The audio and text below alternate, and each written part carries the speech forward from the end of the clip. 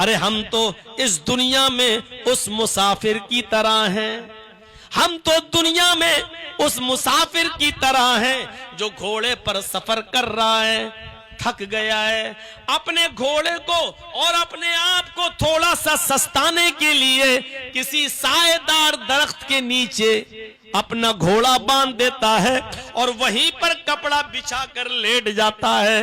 تھوڑی دیر اس نے آرام کیا، مسافر ہے، اس کو زندگی بھر اس پیڑ کے نیچے نہیں سونا ہے۔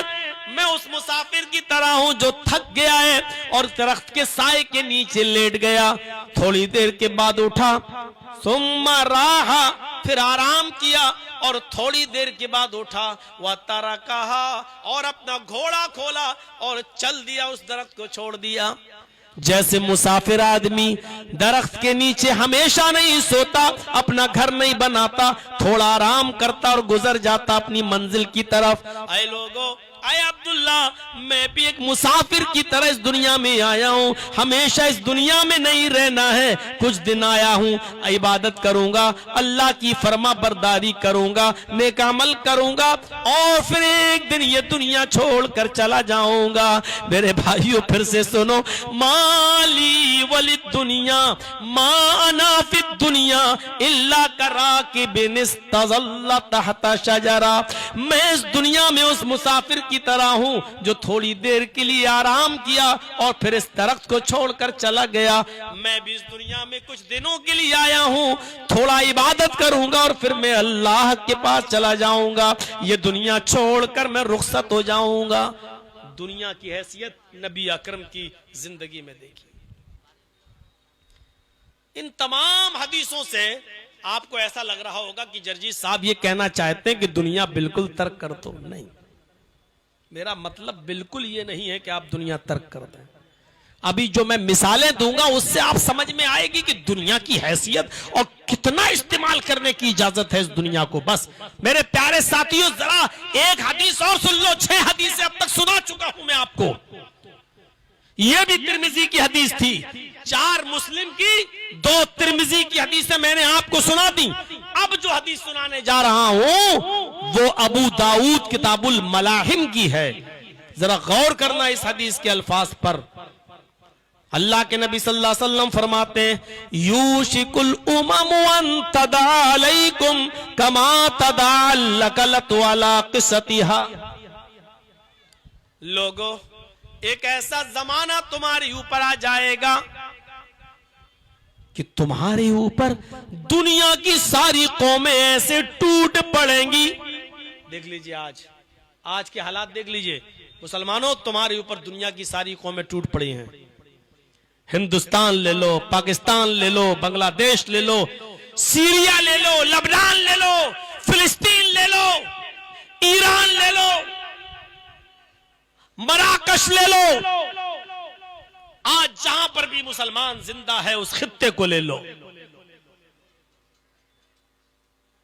یوشک الامم ان تدعى علیکم کما تدعى اللقلۃ علی قصتها، مسلمانوں تمہارے اوپر ایک جیسا زمانہ آ جائے گا کہ دنیا کی ساری قومیں ٹوٹ پڑیں گی، تمہارے اوپر پل پڑیں گی، جیسے بھوکے لوگ دسترخوان پر پیالوں پر ٹوٹ پڑتے ہیں۔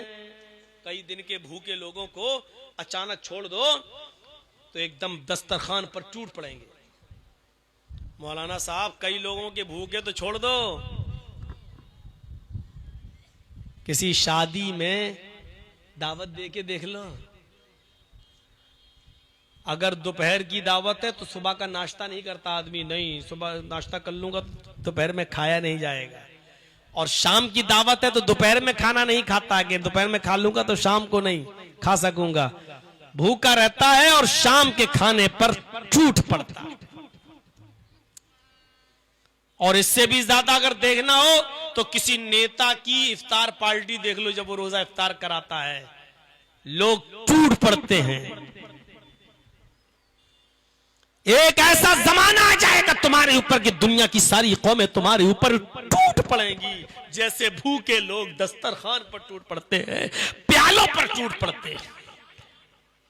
صحابہ نے کہا وَبِن قِلَّةٍ يَوْمَئِذٍ نَحْنُ اے اللہ کے رسول کیا اس وقت ہم تعداد میں کم ہوں گے؟ اے اللہ کے نبی کیا اس وقت ہماری تعداد کم ہوگی؟ فرمایا نہیں۔ اے اللہ کے رسول کیا اس وقت ہماری تعداد کم ہوگی؟ آپ نے فرمایا بل انتم یومئذ کثیر، نہیں، تعداد تمہاری بہت زیادہ ہوگی۔ بل انتم یومئذ کثیر، تم تعداد میں بہت ہوگے۔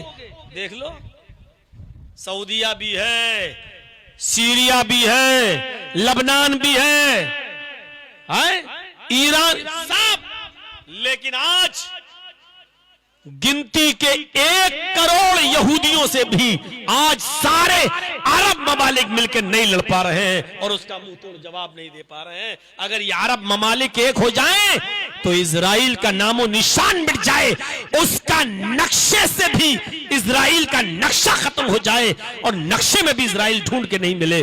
لیکن یہ ہماری نا اتفاقی کا نتیجہ ہے کہ آج ہماری زمین پر بے ایمانی سے بیٹھا ہوا ایک حرام الدہر اسرائیل آج ہمیں پر گولیاں برسا رہا ہے اور ہماری بچوں کو یتیم کر رہا ہے اور ہماری عورتوں کو بیوہ بنا رہا ہے۔